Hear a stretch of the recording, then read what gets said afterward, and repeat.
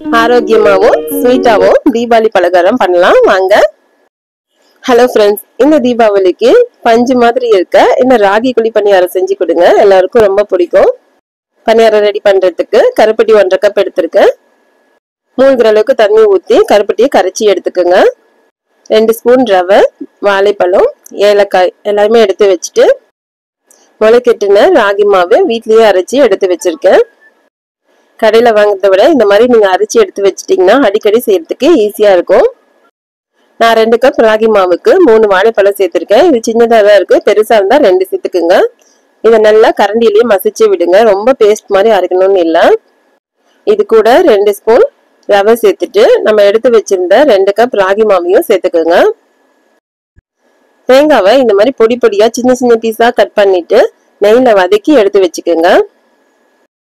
ராகி மாவு கூட 4 ஏலக்காய் தட்டி சேர்த்துக்குங்க.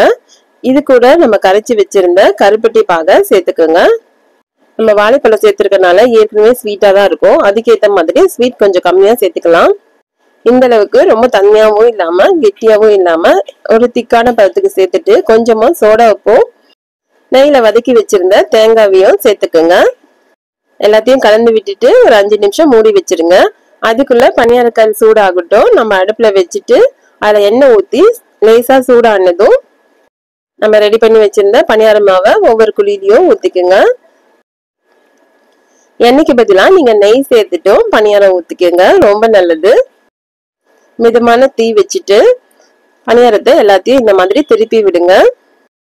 எல்லா சைடும் வேகிற மாதிரி அடிக்கடி திருப்பி விடுங்க. அவ்வளவுதாங்க, குண்டு குண்டு குலோப்ஜாம் மாதிரி நம்ம குண்டு குண்டு பணியாரம் ரெடி ஆயிடுச்சு.